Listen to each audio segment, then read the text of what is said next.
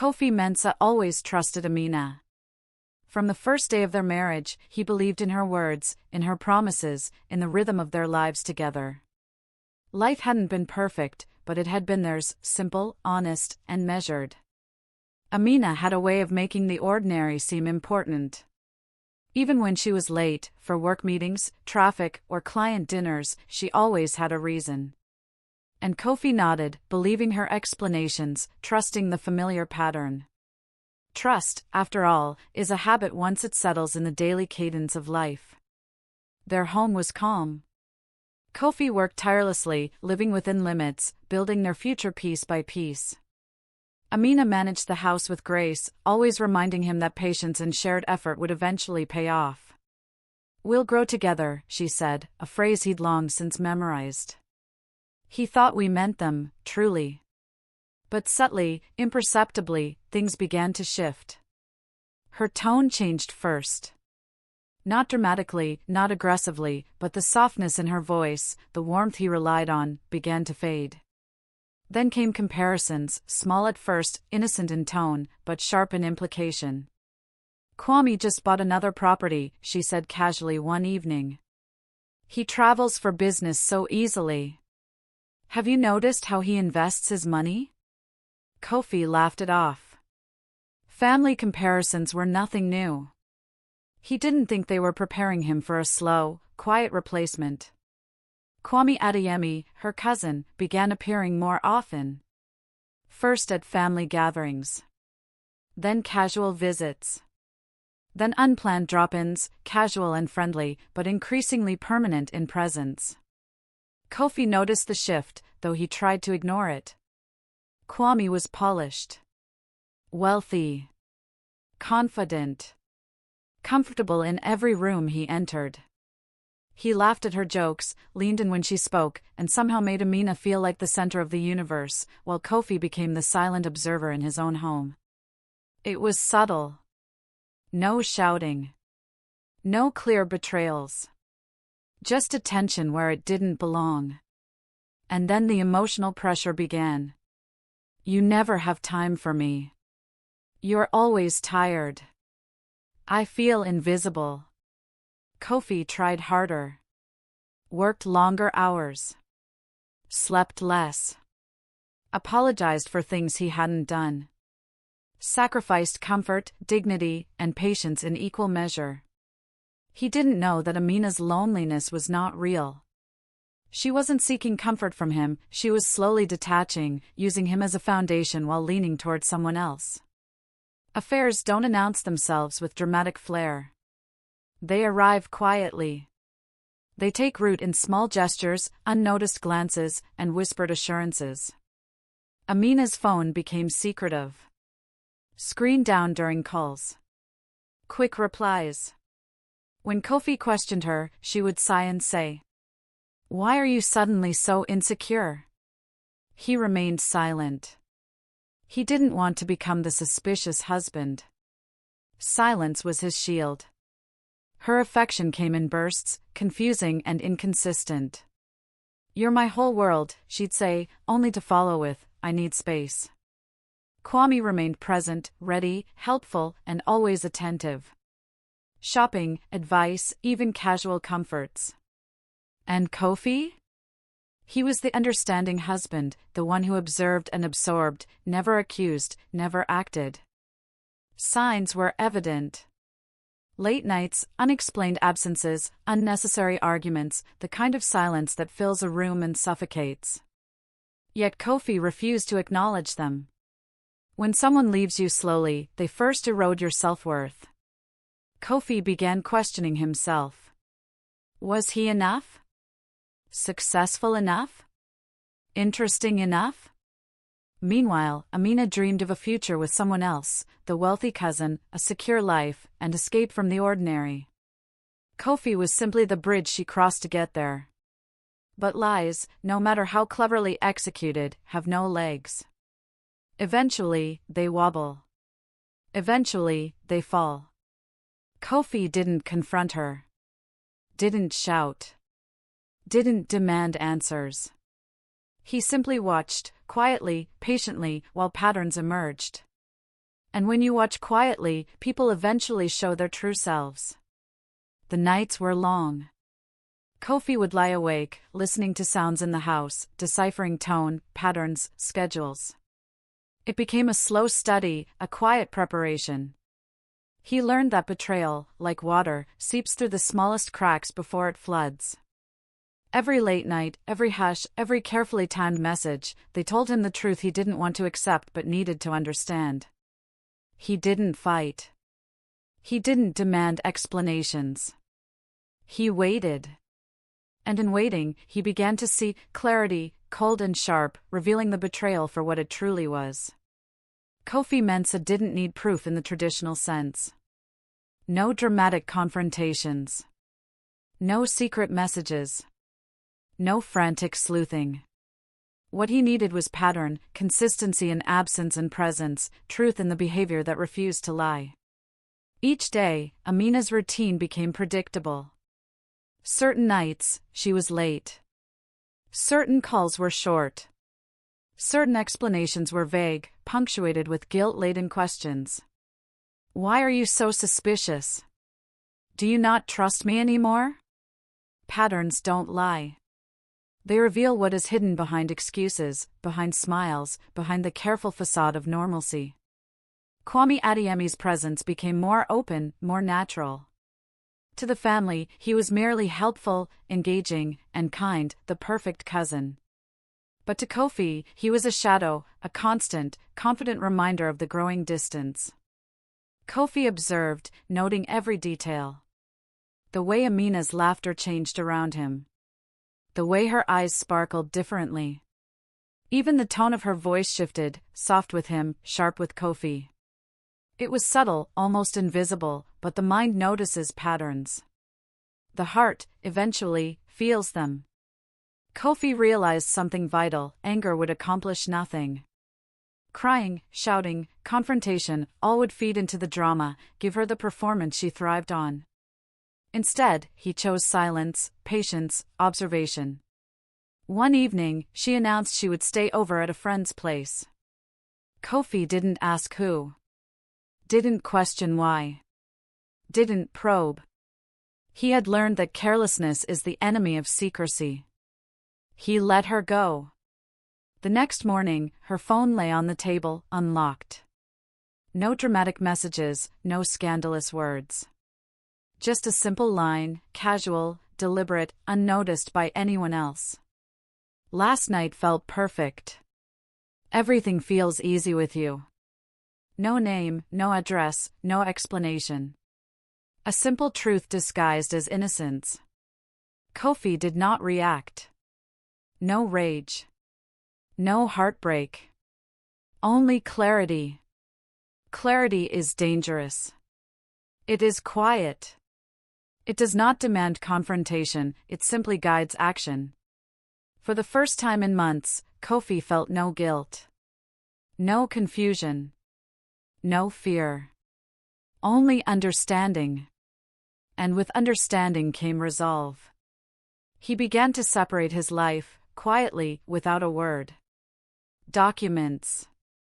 Accounts. Responsibilities. Personal effects. Every little piece of himself that had been intertwined with her deceitful comfort, he disentangled. He did not leave abruptly. He did not storm out. He simply existed as if nothing had changed. And that was the most terrifying part for Amina. Weeks passed. She noticed his quiet withdrawal. "Why are you so calm?" she asked one evening. "Why don't you fight anymore?" Kofi only said, "I understand." Her relief was mistaken for forgiveness. It wasn't. It was finality. By not reacting, Kofi made her reveal herself. By staying silent, he forced the truth to stand alone. She had spent months building a parallel life in secrecy, believing she could manipulate, deceive, and maintain control. But control is fragile. Especially when one underestimates the patience and intelligence of the person they betrayed. The quiet approach worked like a scalpel. Every careless message, every unnecessary outing, every indulgence in Kwame's attention was noted, remembered, catalogued. Kofi didn't need witnesses or evidence, the pattern itself was testimony. One morning, while Kofi prepared his final departure, Amina tried to speak. "Kofi, we can fix this, we can." He interrupted gently but firmly. "You chose comfort over honesty. Now live with that choice." No tears fell from him. No loud accusations. Just truth delivered calmly, a calmness more powerful than anger. And in that silence, she realized the scale of what she had lost. Kwame might have been a temporary distraction. Money might have felt secure. But the husband she underestimated, loyal, patient, observant, had become untouchable in his dignity. By the time she understood, it was too late. Kofi walked out that day not as a defeated man, but as one who had reclaimed himself entirely. Every item of deception, every piece of her manipulation, had been observed, catalogued, and neutralized, without a single argument. Months later, Kofi rebuilt his life quietly. No dramatic confrontations. No revenge theatrics. Just clean separation, clarity, and self-respect. Amina and Kwame's affair, once hidden, slowly unraveled as the absence of Kofi exposed the fragility of their plan. Affection built on convenience and comfort rarely survives the absence of its unsuspecting audience. Kofi learned a vital lesson: betrayal can be endured, observed, and outlasted. And sometimes, silence and patience are more devastating than confrontation. She had chosen wealth, attention, and temporary thrill. He had chosen himself. And that choice, that quiet reclaiming of dignity, was richer than any fortune Kwame could offer. Kofi Mensah had learned a powerful truth: confrontation rarely wins when betrayal is involved. What wins is patience, observation, and timing. Over the weeks, he had quietly disentangled himself from Amina's web of deceit, separating accounts, responsibilities, and the very fabric of his daily life. Now, it was time to take the final step, the exit that would leave no room for argument, no chance for manipulation. The day began like any other. Amina moved through the house, unaware that Kofi had already packed the essentials he would need for his departure. Her laughter, forced yet habitual, floated through the rooms, punctuated by Kwame's occasional calls that she answered with that same easy charm Kofi had observed for months. He did not flinch. He did not react. Breakfast passed silently. Kofi's movements were methodical, calm, purposeful. No one noticed the precision, and that was the point. He had mastered invisibility in his own home. His calmness was his shield. When Amina finally spoke, she did so with a false sense of security. "Kofi, can we talk?" Her tone carried a rehearsed mix of guilt and charm, the same blend she had perfected over months of deception. Kofi looked up, meeting her eyes with steady clarity.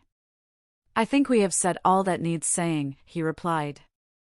His voice was even, but underneath it carried the weight of months of observation and understanding. "You made your choices. Now live with them." Amina faltered, searching for a reaction he would never give. Panic flickered across her features for the first time. She had believed he would plead, argue, or beg. Instead, he offered only quiet authority, a calm that cut sharper than any accusation. In that moment, Kofi understood that true power often comes not from confrontation but from self-possession. His dignity, patience, and unwavering observation had become instruments of quiet dominance. Amina realized she had underestimated him, and that miscalculation would cost her more than she could imagine. By the afternoon, Kofi had left the house. There were no dramatic farewells, no scenes of shouting or tears. Just a single line left behind, delivered with precision. "You chose comfort over honesty. Live with your choice." The house, once filled with deceptive warmth, was silent. The absence of Kofi's steady presence exposed the cracks in Amina's carefully constructed life. The illusion of security, built around Kwame's wealth and charm, began to falter. Small tensions arose, minor frustrations grew. Every flaw that had been hidden in the background of his patient observation now demanded attention. Family noticed changes too. Kofi's absence highlighted her neglect, her lies, and the subtle emotional manipulation that had gone unnoticed. The affair that had seemed invisible now stood exposed by the silence of the man she had tried to deceive. Kwame, for all his confidence and wealth, could not fill the space Kofi had occupied. He had no foundation of loyalty, no patient understanding, no methodical control. Kofi did not gloat. He did not intervene. He simply watched from a distance, satisfied that the natural consequences of her choices were unfolding. Weeks turned into months. Kofi built a life that was quiet but rich in every sense that mattered: respect, dignity, and peace of mind. He returned to work with renewed focus, invested in personal goals, and slowly reconstructed a sense of self that had been undermined by months of betrayal. Every decision was deliberate, every step forward a reclamation of autonomy. Meanwhile, Amina struggled. Kwame's attention remained fleeting, conditional, and fragile. The affair that had seemed thrilling and secure began to crumble under the weight of absence and consequence. The security she had chased through deceit proved temporary, hollow, and unsatisfying. Kofi's revenge was not dramatic. There were no scandals or public revelations. There were no confrontations or accusations. His victory lay in the quiet reclamation of his life, in the steady dismantling of her manipulations, in the subtle but undeniable demonstration that loyalty, intelligence, and patience carry their own power. Through it all, Kofi learned the depth of his own resilience. Betrayal had come silently, creeping in through minor signs and careful manipulations. But patience, keen observation, and emotional control allowed him to navigate the storm without losing himself. He emerged not only unbroken but stronger, wiser, and entirely self-sufficient. In the end, Amina's choices became her own undoing. Kwame's charm could not sustain what had been built on lies and convenience. Kofi's silence had been the blade that revealed truth, the patience that exposed deception, and the exit that delivered ultimate authority. He did not need closure from her. He did not need apologies. He did not need recognition. The story of betrayal had concluded on his terms, with clarity, control, and dignity intact. And in the quiet aftermath, Kofi Mensah discovered the ultimate lesson of betrayal: those who underestimate patience, understanding, and silent resolve rarely recover from the consequences. He had chosen himself. She had chosen temporary comfort. And in that choice, the difference between weakness and strength had never been more evident. The house, once a stage for deceit and manipulation, now stood empty of drama. Kofi's life, meanwhile, was rich, not in wealth, but in the unshakable certainty that he had preserved his dignity, his self-respect, and his quiet triumph. In the stillness, he understood that revenge need not roar. Sometimes, it whispers in the empty spaces of a life left behind, resonating louder than any argument, louder than any confrontation.